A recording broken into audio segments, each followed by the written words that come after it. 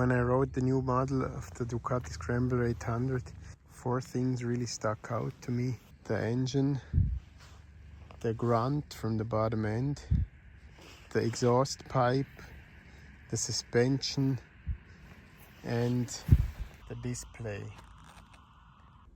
The new display doesn't really change much for me, really.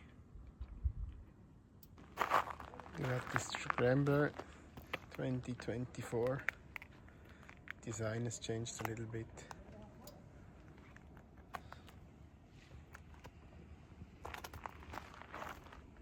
But not much. The seat has changed a little bit. The handlebars are a little lower, which I don't think is much better really. I like the high handlebars. And here we're running street tires because the new tires, they ran off very quick. This is 5,000 kilometers and already new tires. After half an hour I already feel my hands. The gas is quite heavy to pull. I think the clutch is unchanged. Don't think it's much lighter actually. They changed the exhaust. Now here is more space for the foot. Even though it doesn't really matter. Never had a problem with it. Maybe if you have big feet.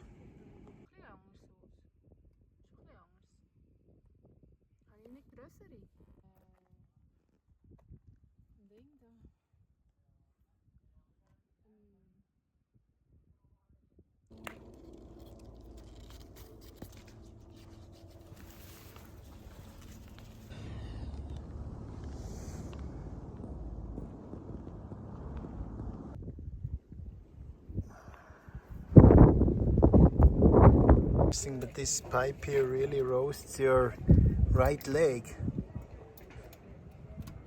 It's definitely different than on the other version that we have. I prefer the higher handlebars of the Icon. These are quite low, more leaning forward and then sitting more on the tank. Not so comfortable. I wonder who designed this seat. And look how this is shaky and wobbly.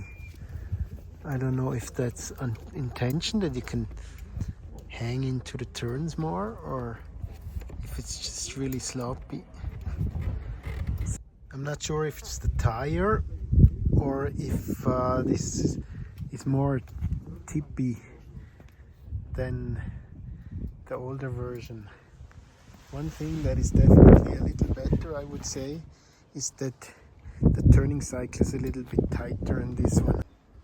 All in all, I can't really say that this bike is any better than our version of it that's now 4 years old.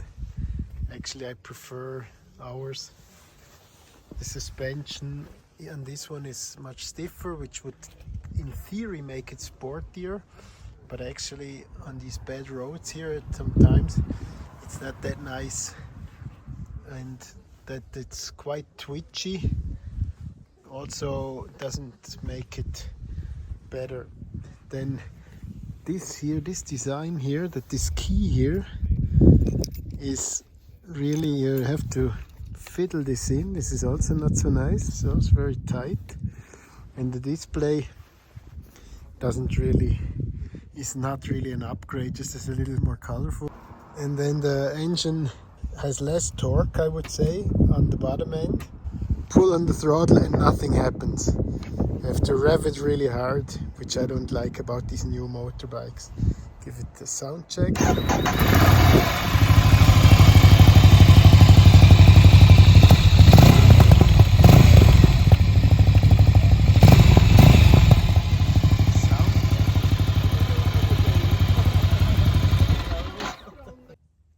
And what I like on this one is that the handlebars are quite high and far back, so you have a nice upright seating position. In my opinion, this seat is much better than on the new bike. It's wider, and especially here at the back too. For me, this seat is quite good. I know a lot of people don't like it, but the new one is definitely not better in my opinion. The engine heat, I would say it's similar on both bikes. In comparison, the older model here, the shin, I can't even touch the exhaust here. No chance, because there's no space between the knee and the foot. And then what you can see here is that the heel can touch the back of the exhaust. This doesn't get hot, but it can be annoying, especially standing up. Sitting, I don't feel it, but maybe someone with a very big foot will have a problem. And because this exhaust is quite low, I've already scratched it on the tarmac going around the turns, but that takes really a lot of effort, a lot of lean. That's like really pushing it. We bought this bike 4 years ago, exactly 4 years ago now, and we have 18,500 kilometers on it. I prefer this display over the other one. The fuel gauge I like better. There's a thermometer, heated grips we mounted, so it shows us the heated grips, and the range, the fuel range. The other one was a little strange with the fuel, the new one. And the clock, that's about it. There's not much more that you need. Trip 1 and 2, that's it. And this is, I can see this very well, easy to read. I wouldn't have changed this at all. Then also there's more space for the key. Fiddling the key in and out, and the new one is a little strange. Here's plenty of space. The turning radius, I feel like it's better on the new one, but I'm not 100% sure if it is. Here it's quite limited. You really, if you have to go around tight turns or do a U-turn, sometimes you feel like, oh, now I'm in the end. So I think they actually made that better with the new one. This engine runs a little rougher. It's not as refined as the new one, but honestly I think it has more character, and especially when I pull on the throttle, then there really is a grunt from the bottom. Compared to the new one, you pull on the throttle and then there's this big hole, nothing happens. And on this one, generally I ride a gear higher. You can do almost everything in 4th gear. You can drive into a village on 4th gear, and then out of the village, just open up the throttle and immediately she pulls. And on the new one, I had to switch down to 3rd and 2nd, and then first go on the throttle, nothing happens, and at one point it comes, but then it's like much too late. So I would say this engine is more fun to ride, has more character, and it has more grunt from the bottom, which I've noticed on a lot of these motorbikes when they evolve now with the Euro norms. They become, you have to rev them so high that in the end you're blowing out more gasoline than if you would have a motorbike that is not down-tuned. These tires are really nice. This is the TKC Continental TKC 70 on the rear and on the front.